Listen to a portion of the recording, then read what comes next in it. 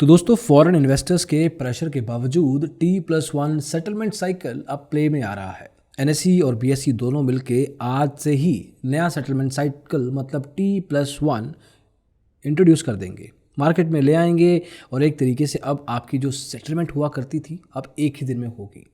इस वीडियो में देखेंगे कि किन किन चीज़ों का आपको ध्यान रखना है, क्या चीज़ है ये सेटलमेंट साइकिल और किस तरीके से आपकी ट्रेडिंग को, आपके डीमैट अकाउंट को ये इम्पैक्ट करेगी और आपको किन किन चीज़ों का ध्यान रखना है, ये सब कुछ इस वीडियो में। तो आइए शुरू करते हैं।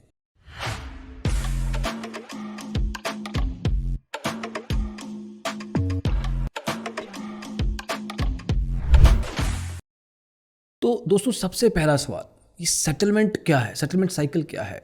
ये वो सेटलमेंट नहीं है जो सेबी करता है अलग अलग कंपनीज़ के साथ जो गलत काम करती हैं और सेटलमेंट करके उनका काम, उनका नाम, उनका प्रॉब्लम रफा दफा कर देता है।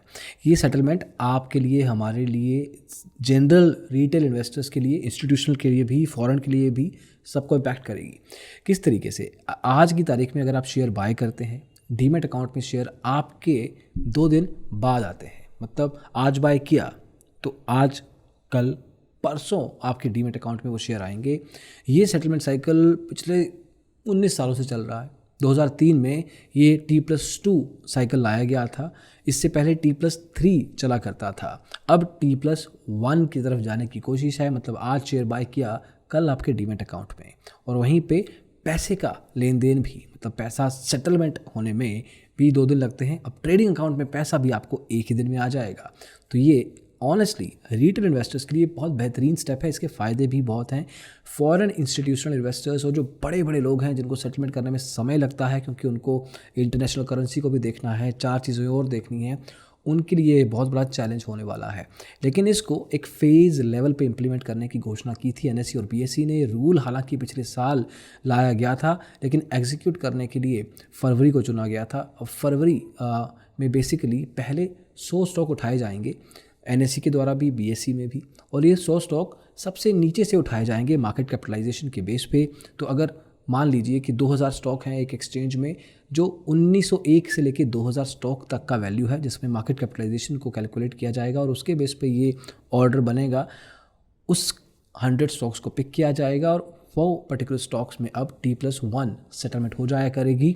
और ये हर महीने के लास्ट फ्राइडे को 500 करके स्टॉक्स ऐड किए जाएंगे। इस बार 100 है, अगले महीने मतलब मार्च के लास्ट फ्राइडे को 500 स्टॉक और डाल दिए जाएंगे, अप्रैल को 500 और, एंड सिमिलरली जब तक पूरे नहीं हो जाते इस तरह के वॉल्यूम पे इसको खेला जाएगा। अब इस रूल से आपको क्या इम्पैक्ट पड़ने वाला है? देखिए, आज की तारीख में देखें अगर, तो सिर्फ 100 स्टॉक्स की बात करेंगे नीचे से, तो पेनी स्टॉक्स अगर आप ट्रेडिंग करते हैं उसमें, इन्वेस्टमेंट करते हैं उसमें, तो आपको इम्पैक्ट पड़ सकता है। अदरवाइज़ अभी के लिए आपको कोई फ़र्क नहीं पड़ेगा। पेनी स्टॉक्स सबसे कम मार्केट कैपिटलाइजेशन के होते हैं जनरल लेवल पे, और उन पे as of now right away impact पड़ जाएगा, उसमें सेटलिंग जल्दी हो जाएगी। That's a good part. लेकिन अगर आप नहीं करते हैं तो you have to wait probably for the next month और सो, और उसके बेस पे small cap, mid cap, large cap तक पूरा होगा ये काउंट। अब क्या क्या चीज़ों का फ़र्क पड़ने वाला है? इसमें बहुत सारी चीज़ों का फ़ायदा है। पहला, पे इन पे आउट डिफ़ॉल्ट का जो रिस्क होता था वो रिड्यूस हो जाएगा। मार्जिन रिक्वायरमेंट्स की कमी हो जाएगी, वो कम मांगे जाएंगे। इन्वेस्टर्स को लिक्विडिटी ज़्यादा मिलेगी, अवेलेबिलिटी बढ़ जाएगी फंड्स की और सिक्योरिटीज़ की, और इस तरीके से ये सब फ़ायदे ये पर्टिकुलर T+1 रूल लेके आएगा। इसमें वॉल्यूम पे भी इंक्रीज़ देखा जा सकता है क्योंकि अब अकाउंट में जो मार्जिन वैल्यू होगी वो ब्लॉक होगी सिर्फ एक दिन के लिए। तो मतलब अब आपके पास पैसा, मतलब लिक्विडिटी की कमी नहीं होगी। रिटेल पार्टिसिपेशन में इंक्रीज़ होने के चांसेस हैं। This is coming from some of the market experts as well. अब कई लोग पूछेंगे कि क्या ब्लॉक डील्स में भी इम्पैक्ट करेगा? तो जी हाँ, ब्लॉक डील्स पे भी एप्लीकेबल है as long as they coming from whatever is happening within the stock market. अगर आपने ब्लॉक डील के अंदर की है या रेगुलर ट्रेड डाली है, it will be impacting both kinds of trades. And then going forward as well ये भी हो सकता है कि इफ़ एन एक्सचेंज वॉन्ट्स कि मुझे रोल बैक करना है कोई स्क्रिप्ट, तो क्या ये हो सकता है? तो that's also a possibility, but 1 महीने का उनको नोटिस देना पड़ेगा और एटलीस्ट 6 महीने तक वो स्क्रिप्ट को चलाना पड़ेगा। उसके बाद ही उसको रोल बैक किया जा सकता है इफ़ रिक्वायर्ड। तो दोस्तों, this is how T+1 is gonna impact you, what this is how the settlement cycle is. इस तरीके से आपको इम्पैक्ट करने वाला है। होपफुली आपकी जो ट्रेडिंग है ओवरऑल लेवल पे बढ़ेगी क्योंकि अब आपके पास पैसा जल्दी आएगा, आपके डीमैट अकाउंट में शेयर जल्दी आएंगे, अगर आपको बेचना है बेच पाएंगे, सिक्योरिटी बढ़ती है मार्केट में, एक ट्रस्ट फैक्टर भी बढ़ता है, क्योंकि कोई बिगिनर है, अगर उसके डीमैट अकाउंट में शेयर नहीं आए, वो सोचता है यार मैंने कल शेयर खरीदे थे अभी तक आए नहीं, क्योंकि उसको पता नहीं कि T+2 का सेटलमेंट साइकिल है, अभी T+1 हो गया है। तो that trust factor will also pitch in. So all of these are implications of this particular rule. Foreign investors थोड़े से खफा हैं, इसलिए इसको फेज़ आउट किया गया है, मतलब फेज़ में सॉर्ट ऑफ इम्प्लीमेंट करेंगे।